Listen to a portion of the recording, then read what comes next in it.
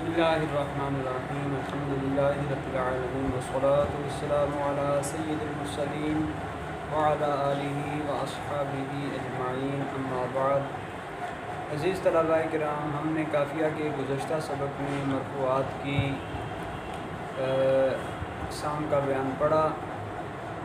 ہمارا یہ سبق منصوبات کے بیان میں ہے۔ مصنف نے 12 منصوبات کا ذکر کیا ہے: مفعول مطلق، مفعول بہ، فیہ، لہو، معہ، حال، تمییز، مستثنیٰ، کان وغیرہ کی خبر، ان وغیرہ کا اسم، منصوب بلا نفی جنس اور ما ولا کی خبر۔ سب سے پہلے منصوبات کی تعریف کی، فرمایا المنصوبات ہوا ما اشتمل علی علم الفاعلیت۔ ہوا ضمیر کا مرجع منصوبات کے ضمن میں جو منصوب ہے وہ ہے، اور المنصوبات یہ خبر ہے، مبتدا معذوف ہے اصل میں۔ ھذا باب المنصوبات یا ھذا ذکر المنصوبات۔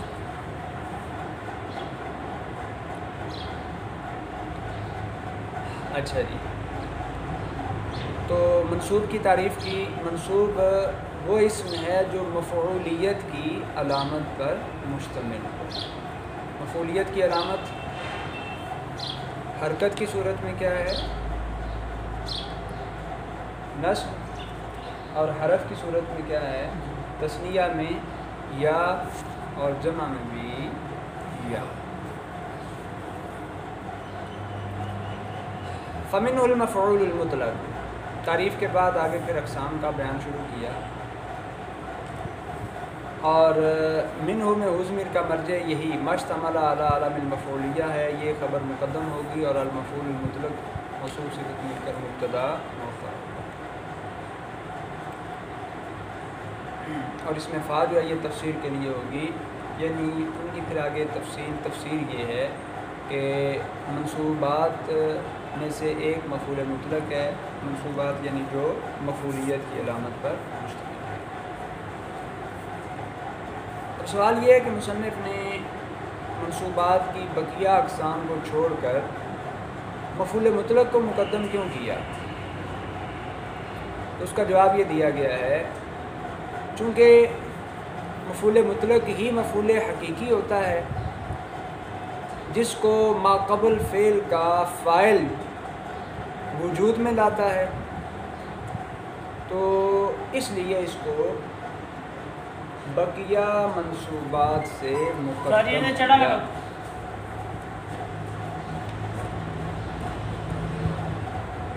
اچھا جی،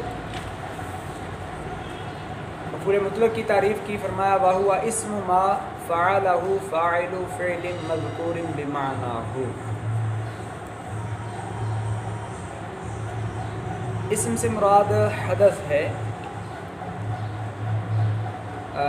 اسم کے بعد جو ما آ رہا ہے نا، اسم ما سے مراد ہے حدث، یعنی فعل کا فاعل جو کام کرتا ہے وہ کیا ہوتا ہے؟ حدث۔ تو مفعول مطلق کیا ہے؟ اس حدث کا نام ہے جس کو ما قبل فعل کا فاعل سر انجام دیتا ہے، اور وہ فعل اس کا ہم معنی ہوتا ہے۔ فعل اس کا ہم معنی۔ اچھا، اس میں جو لفظ آیا فعلہ، اس پہ اعتراض ہوا۔ آپ نے مفعول مطلق کی یہ جو تعریف کی ہے کہ مفعول مطلق اس حدث کا نام ہے جس کو فعل مذکور کا فاعل سر انجام دے، فاعل انجام دے۔ اب ہم آپ کو چند مثالیں ایسی دکھاتے ہیں جنہیں مفعول مطلق تو کہا جاتا ہے لیکن وہ ما قبل فعل کا فاعل انجام نہیں دیتا۔ مثلا کہا جاتا ہے ماتا موتن، شارفا شرفن، جاسوما جسامتن، اب ماتا موتن، اس میں موت جو ہے یہ ماتا کا مفعول مطلق ہے، لیکن ماتا کا جو فاعل ہے اس نے موت کو انجام نہیں دیا. موت سے پہلے جو فعل مذکور ہے وہ ماتا ہے، ماتا کا جو فاعل ہوا ضمیر ہے اس نے موت کو انجام نہیں دیا. تو پھر اعتراض یہ ہوا کہ مفعول مطلق کی تعریف تو اپنے افراد کے لیے جامع ہی نہیں ہے. ایک چیز ہے مفعول مطلق، تعریف اس پر صادق نہیں آ رہی. اس کا جواب یہ دیا گیا، بات دراصل یہ ہے اگرچہ یہاں فعل مذکور کے فاعل نے اس کو انجام نہیں دیا، لیکن جب وہ فاعل موت کو قبول کرنے والا ہے، جسم جسامت کو قبول کرنے والا ہے، تو ان کو حکماً فاعل شمار کر لیا گیا. ان کو حکماً فاعل شمار کر لیا گیا ہے، اگرچہ یہ حقیقتاً فاعل نہیں ہیں، لیکن ان کو حکماً یہاں ان افعال کا فاعل شمار کر لیا گیا ہے، ان مفعول مطلق کا فاعل مطلق کا. اچھا، اس میں پھر ایک اور اعتراض وارد ہوا. ٹھیک ہے جی، ادھر سے تو آپ حکماً کی قید لگا کے نکل گئے، ہم آپ کو ایک اور مثال دکھا دیتے ہیں. وہاں مفعول مطلق تو موجود ہے، لیکن وہاں فاعل جو ہے وہ کام انجام نہیں دیتا. ضربت ضربا، ضربت ضربا. اب یہاں ضربت فعل مجہول ہے، یہاں فاعل نہیں بلکہ مفعول ما لم یسمى فاعل ہوگا تو اس میں، اور ضربا اس سے مفعول مطلق بن رہا ہے. تو یہاں بھی ضرب کو فعل مذکور کے فاعل نے انجام نہیں دیا، ہے مفعول مطلق، تعریف ثابت نہیں آ رہی. اس کا جواب دیا گیا کہ یہ بھی حکماً فاعل ہی ہے. یہ جو ضربت میں تو ضمیر ہے یہ ضربن کے لیے حکماً فاعل ہی ہے، اس لیے اس کو مفعول مطلق بنانا درست ہے، تعریف صادق آ رہی ہے. پھر اس پہ ایک اور اعتراض وارد ہوا. آپ نے قید لگائی فعل مذکور، فعل مذکور کا فاعل. ہم آپ کو مثال دیتے ہیں کہ وہاں فعل کا وجود ہی نہیں ہے، لیکن وہاں مفعول مطلق جو ہے پایا جا رہا ہے. جیسے زید ضارب ضربا، زید ضارب ضربا. اب اس میں جو ضارب ہے یہ فعل تو نہیں ہے، یہ تو صیغہ صفت ہے، اور ضرب صیغہ صفت کا فاعل انجام دے رہا ہے. تو فعل مذکور کا فاعل یعنی فعل تو یہاں پائی نہیں جا رہا، مفعول مطلق پایا جا رہا ہے، تعریف سے بھی صادق نہیں آ رہی. تو اس کا جواب یہ دیا گیا ہے کہ یہاں فعل سے مراد ہے فعل لغوی، فعل اصطلاحی مراد نہیں ہے. فعل سے کیا مراد ہے؟ فعل لغوی مراد ہے، فعل اصطلاحی مراد نہیں ہے. اور فعل لغوی جو ہے وہ فعل اصطلاحی سے عام ہوتا ہے، وہ فعل اصطلاحی کو بھی شامل ہوتا ہے اور صفت کو بھی شامل ہوتا ہے. لہذا تعریف جو ہے وہ بالکل اپنے افراد کے لیے جامع ہے، اس پہ کسی قسم کا کوئی مسئلہ وارد نہیں ہوگا. اچھا جی، اس میں ایک پھر قید آئی ہے مذکورن. اس قید پہ ایک اعتراض وارد ہوتا ہے، وہ یہ ہے آپ نے کہا کہ مفعول مطلق اس حدث کا نام ہے جس کو فعل مذکور کا فاعل انجام دیتا ہے، جو فعل اس حدث کا ہم معنی ہوتا ہے. فعل مذکور کا یعنی پہلے فعل ذکر ہوگا گویا پھر مفعول مطلق آئے گا. ہم آپ کو مثالیں دکھاتے ہیں جہاں فعل کا تو ذکر ہے ہی نہیں، مفعول مطلق پایا جا رہا ہے. جیسے ضرب الرقاب، شکراً، حمداً وغیرہ. تو یہاں ضرب الرقاب جو ہے مفعول مطلق ہے، شکراً مفعول مطلق ہے، حمداً مفعول مطلق ہے، لیکن فعل مذکور نہیں ہے۔ اس کا یہ جواب دیا گیا ہے کہ یہاں ذکر سے مراد عام ہے، ذکر حقیقتاً ہو یا حکماً ہو، ذکر حقیقتاً فعل کا ہو چکا ہو یا تقدیراً یا حکماً ہو۔ اب یہاں اگرچہ حقیقتاً فعل کا ذکر نہیں ہے لیکن تقدیراً تو ہے، حکماً تو ہے، ٹھیک ہے جی۔ تو یہاں حکماً چونکہ فعل مذکور ہے اس لیے تعریف پہ کسی قسم کا اعتراض وارد نہیں۔ اچھا جی، آگے جو لفظ آیا بمعنی ہو، یعنی وہ فعل اس حدث کا ہم معنی ہو، اس پہ اعتراض وارد ہوا۔ بھی ہم آپ کو مثال دکھاتے ہیں، وہاں یہ مفعول مطلق جو ہے فعل مذکور کا اور فعل مذکور مفعول مطلق کا ہم معنی نہیں ہے۔ جیسے کوئی کہے ضربتہ صوتا، ضربتہ صوتا، اب اس میں صوت جو ہے مفعول مطلق ہے لیکن یہ ضربتہ کا ہم معنی نہیں ہے۔ اس کا جواب یہ دیا گیا ہے اصل میں یہ قائم مقام مصدر ہے اور نوعی معنی دے رہا ہے، جس طرح آگے آ رہا ہے نا قد یکون للتاکید والنوع والعدد، کہ یہ مفعول مطلق کبھی تاکید کے لیے ہوتا ہے، کبھی نوع کے لیے، کبھی عدد کے لیے۔ تو اس میں صوت جو ہے یہ نوع کے لیے ہے، اور یہاں اصل میں مضاف کو حذف کر کے مضاف الیہ کو اس کا قائم مقام بنایا گیا ہے۔ اس کی تقدیری عبارت ہے ضربتہ ضرب صوت، لہذا یہاں بھی اعتراض وارد نہیں۔ تو یہ مفعول مطلق کی تعریف ہے جو اپنے افراد کے لیے جامع ہے، اور اس پر یہ جو مختلف قسم کے اعتراضات وارد ہوئے ان کے جوابات موجود ہیں، جن کی روشنی میں یہ معلوم ہوتا ہے کہ مفعول مطلق کی تعریف بالکل درست ہے۔ وقد یکون للتاکید والنوع والعدد نحو جلست جلوسا وجلستا وجلستا۔ اس عبارت سے غرض ماتن مفعول مطلق کے استعمال کی تقسیم بیان کرنا ہے کہ مفعول مطلق تین طرح سے استعمال ہوتا ہے: تاکید کے لیے، نوع کے لیے، عدد کے لیے۔ یعنی تاکید کے لیے جہاں ہوگا وہاں اس کا مفہوم فعل کے مفہوم سے زائد نہیں ہوگا۔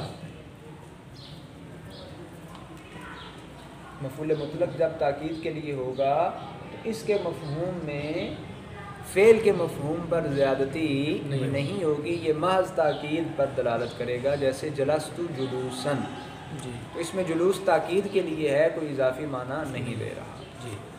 اور جہاں نوع کے لیے ہوگا وہاں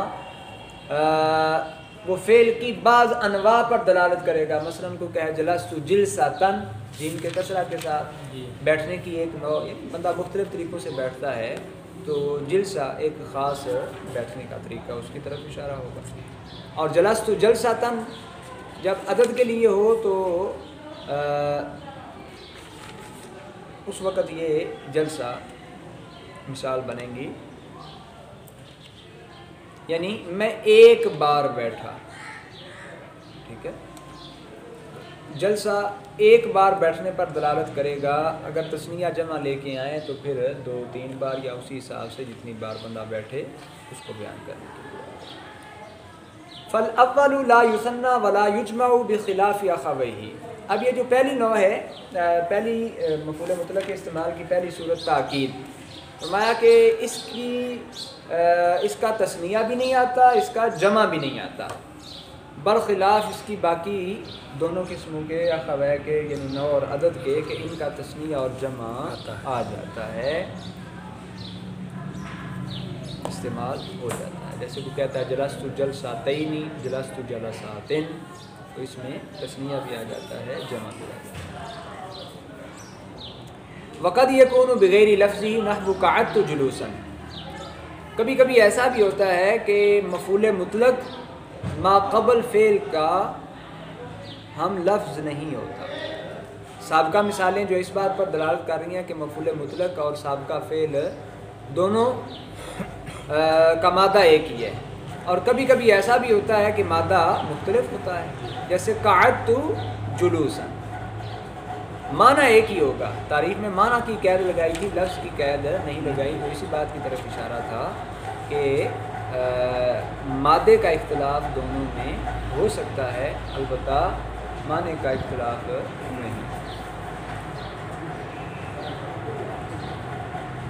اچھا جی، یہاں تک تو اس کے استعمال کے حوالے سے مختلف صورتیں بیان کی، اور اس اعتبار سے کہ یہ ماقبل فعل کا ہم مادہ بھی ہو سکتا ہے اور ہم معنی بھی۔ آگے اس کے کچھ احکام بیان کر رہے ہیں حذف کے اعتبار سے۔ اس کا عامل فعل جو ہوتا ہے اس کو حذف کر دیا جاتا ہے، اور یہ حذف جوازن بھی ہوتا ہے، وجوباً بھی۔ وجوباً میں پھر دو صورتیں ہوتی ہیں، سماعن بھی ہوتا ہے، یعنی اہل عرب سے سننے پر اس کا تعلق، سننے سے تعلق ہوتا ہے، اور قیاساً یعنی وہاں کوئی قاعدہ موجود ہوتا ہے جس کی یہ تفصیل آپ کے سامنے ہے، ہم دیکھتے ہیں۔ فرمایا وَقَدْ يُحْذَفُ الْفِعْلُ لِقِيَامِ قَرِينَةٍ جَوَازًا كَقَوْلِكَ لِمَنْ قَدِمَ خَيْرَ مَقْدَمٍ۔ کبھی کبھی ایسا ہوتا ہے کہ مفعول مطلق کے فعل کو قرینہ کے پائے جانے کی وجہ سے جوازی طور پر حذف کر دیا جائے۔ جیسے کوئی سفر سے آئے تو آدمی صرف اسے اتنا ہی کہے خیر مقدم، قدمتا قدومن، یہ نہ کہے، یہ جائز ہے کیونکہ اس کا آنا جو ہے یہ قرینہ ہے یہاں فعل کے حذف۔ ووجوباً، اور کبھی کبھی مفعول مطلق کے عامل فعل کو وجوبی طور پر حذف کیا جاتا ہے۔ اب وجوب میں پھر آگے تفصیل ہے، سماعن اور قیاساً۔ سماعن کی چند مثالیں دیں، فرمایا مثل سقیا ورعیا وخیبتا وجدعا وحمدا وشکرا وعجبا۔ اہل عرب ان تمام مصادر کو، تمام مفاعیل مطلقہ کو بغیر عامل فعل کے ہی پڑھتے ہیں، تو جب ان سے سنا ہی ایسے گیا ہے تو یہاں سماعی طور پر عامل فعل کو حذف کرنا واجب ہے۔ اصل میں ہے سقاک اللہ سقیا، رعاک اللہ راعیا، خاب خیبتا، جدع جدعا، حمد حمدا یا حمدت حمدا، شکرت شکرا اور عجبت عجبا۔ ان تمام مثالوں کے اندر مفعول مطلق کو حذف کیا۔ اچھا جی، وقیاساً فی مواضع، چند جگہیں ایسی ہیں جہاں مفعول مطلق کے عامل فعل کو قیاسی طور پر حذف کیا جاتا ہے، یعنی وہاں کوئی قاعدہ، اصول، ضابطہ موجود ہوتا ہے۔ یہاں مصنف نے 6 جگہ بیان کی ہیں، ان میں سے پہلی جگہ یہ ہے، فرمایا منہا ما وقع مثبتا بعد نفی او معنی نفی داخل علی اسم لا یکون خبرا عنہ او وقع مقررا نحو ما انت الا سیرا وما انت الا سیر البرید وانما انت سیرا وزید سیرا سیرا۔ اس پہلی جگہ کے ضمن میں 3 چیزوں کا ذکر کیا ہے۔ مفعول مطلق خود مثبت واقع، یعنی وہ جو مصدر ہے جو مفعول مطلق بن رہا ہے وہ کیا ہو، مثبت ہو، لیکن مثبت اولاً ہی نہیں، بعد نفی، نفی کے بعد آیا پھر اسے مثبت کیا گیا ہے، او معنی نفی، یا معنی نفی کے بعد آیا پھر اسے مثبت کیا گیا۔ نفی کے بعد آئے تو مثبت کیسے، یعنی اللہ کے بعد اس بات آ گیا، شروع میں نفی آئی، اللہ نے آ کر اس نفی کو ختم کر دیا۔ معنی نفی یعنی انما کے ساتھ اس کا استعمال ہوا۔ اچھا، داخل علی اسم، وہ نفی یا معنی نفی کس پر داخل ہیں؟ اسم پر، اسم پر، یعنی اسی اسم پر. کون سا اسم؟ جو مفعول مطلق.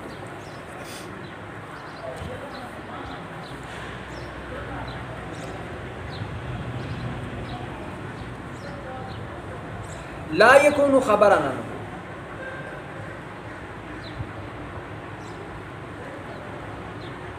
یہ نفی اور معنی نفی ایسے اسم پر داخل ہوں کہ وہ مفعول مطلق اس اسم کی خبر نہ بن سکتا.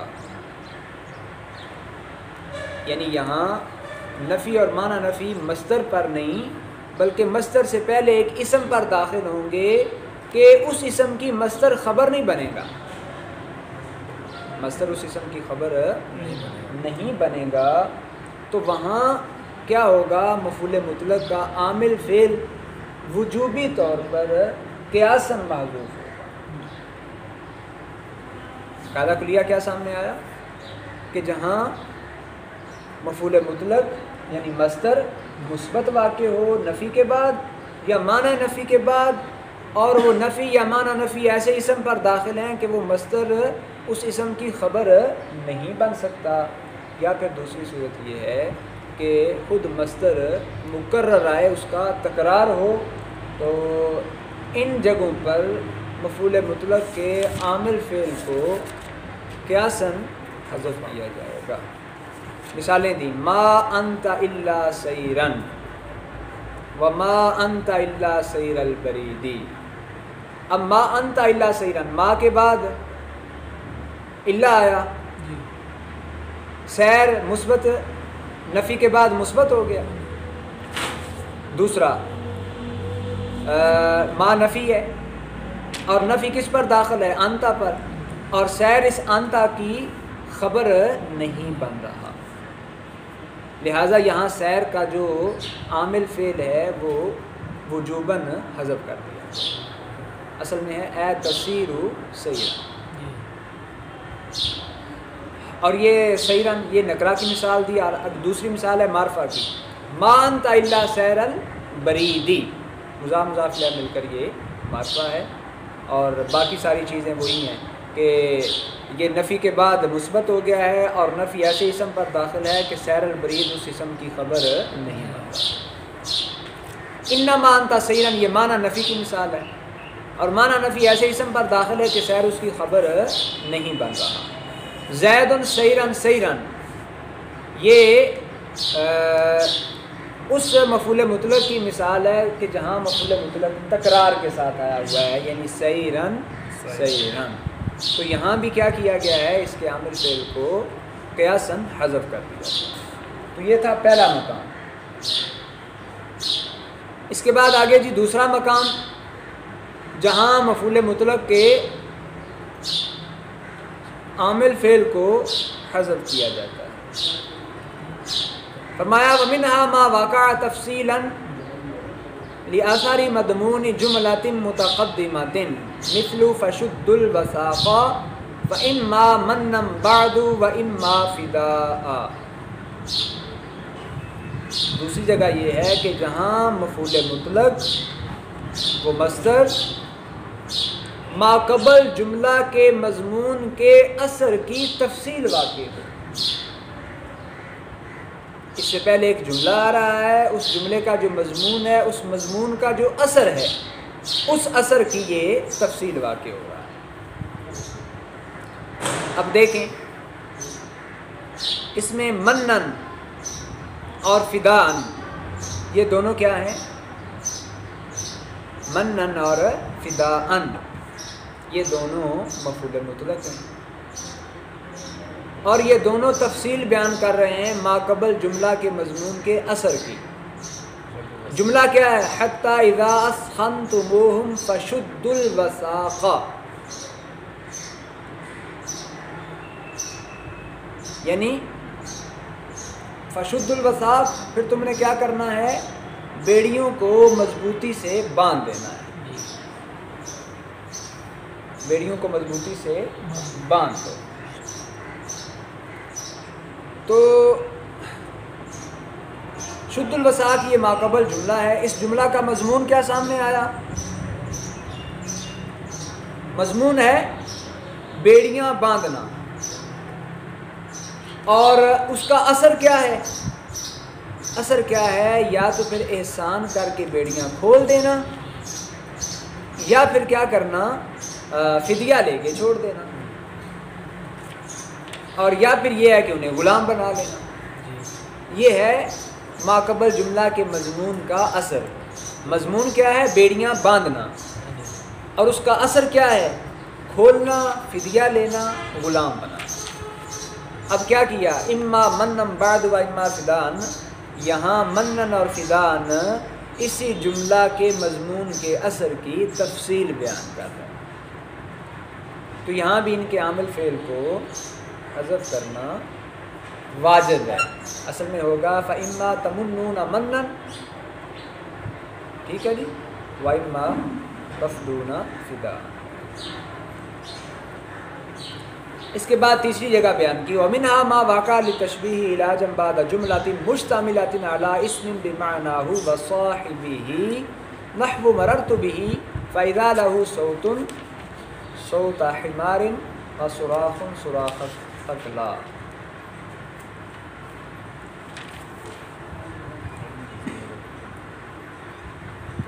اچھا جی، تیسری جگہ جہاں مفعول مطلق تشبیہ کے لیے آتا ہے.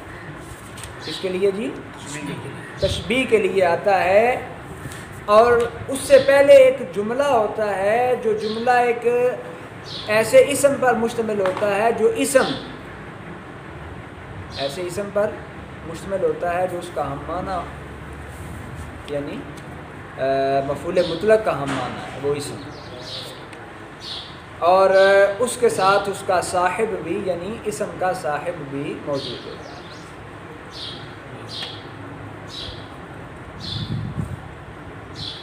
دوبارہ میں دہرا دیتا ہوں. مفعول مطلق تشبیہ کے لیے آئے گا، اور اس سے پہلے ایک جملہ ہوگا جو ایسے اسم پر مشتمل ہوگا جو اسم مفعول مطلق کا ہم معنی ہے، اور اس اسم والا بھی موجود ہوگا، یعنی اس اسم کا جس صاحب کے ساتھ تعلق ہے وہ بھی موجود ہے.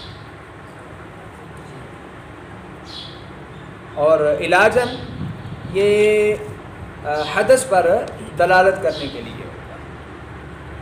مثال دی مررت بہ، میں اس بندے کے ساتھ گزرا، اس بندے کے پاس سے گزرا کہ اذا لہ صوتن، جس کی آواز تھی. کیسی آواز؟ صوتا حمار، گدھے کی آواز جیسی.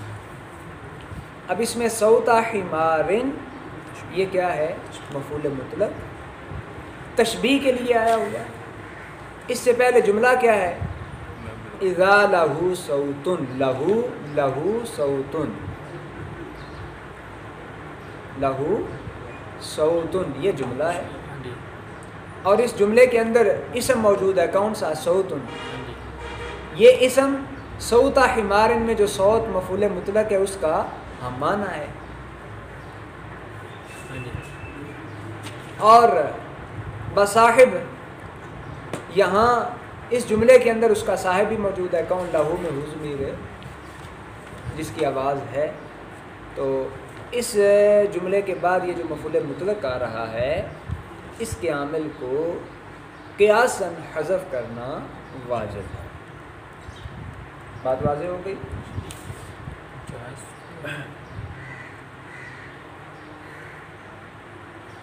ہاں جی،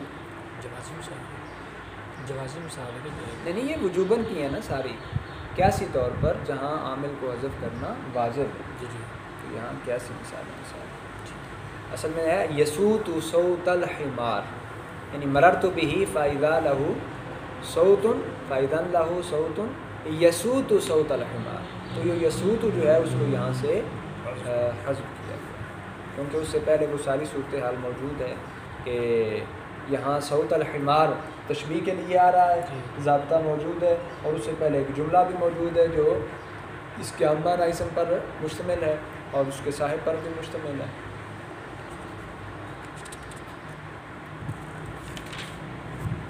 اسی طرح مررت به فإذا له صراخ صراخ الثقلا، یہ بھی اسی کی مثال ہے، صراخ صراخ الثقلا، اس میں بھی ساری صورتحال ہوئی۔ چوتھی جگہ ومنها ما واقع مضمون جملة لا محتمل لها غیره نحو له علی الف درہم اعترافا ویسمى تاکیدا لنفسه۔ مفعول مطلق جو ہے ایسے جملہ کا مضمون واقع ہو کہ اس جملہ کے لیے مفعول مطلق کے علاوہ کسی اور چیز کا احتمال ہو ہی نہیں سکتا، یعنی یہ جو مفعول مطلق ذکر کیا جا رہا ہے اس کے علاوہ کسی اور چیز کا اس جملہ کے مضمون میں احتمال نہیں ہو سکتا۔ جیسے کہ کہے لہو علی الف درہم، بھی فلاں کے میرے ذمے 1000 درہم ہیں، ساتھ ہی کہے اعترافاً، مطلب اس کا یہ کہنا کہ فلاں کی مجھ پر 1000 درہم ہے، یہ کیا ہے؟ اعتراف ہی ہے نا، تو اعترافاً ساتھ ذکر کر دے تو یہ لہو علی الف درہم جو جملہ ہے اس جملے کا مضمون ہوگا، اور اس جملے کا مضمون یہی بن سکتا ہے اعترافاً، کسی اور چیز کا یہاں احتمال نہیں ہو سکتا۔ جو یہ کہہ رہا ہے کہ فلاں کے مجھ پر 1000 درہم ہے، وہ اعتراف ہی کر رہا ہے، اعتراف کے علاوہ یہاں کوئی اور معنی کوئی اور احتمال نہیں ہو سکتا، اور اس کو تاکید لنفس ہی بھی کہا جاتا ہے۔ پانچویں جگہ ومنها ما واقع مضمون جملۃ لها محتمل غیرہ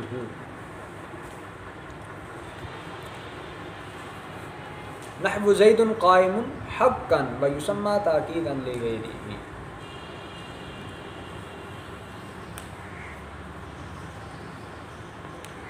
مفعول مطلق جو ہے مصدر جو ہے ایسے جملے کا مضمون واقع ہو کہ اس جملے کے لیے مصدر کے غیر کا بھی احتمال رکھا جا سکتا ہے، یعنی ضروری نہیں کہ یہی وہاں احتمال ہو جو مصدراً بیان کیا گیا ہے، اس کے علاوہ بھی ہو سکتا ہے۔ مثلا کوئی کہا زید قائم حقا، زید یقینی طور پر کھڑا ہے، تو ایسا بھی تو ہو سکتا ہے کہ زید یقینی طور پر نہ کھڑا ہو، یہاں دوسرا احتمال بھی موجود ہے، تو حقا کے علاوہ بھی یہاں احتمال موجود ہے، اور اس کو تاکید لغیر ہی کہا جاتا ہے۔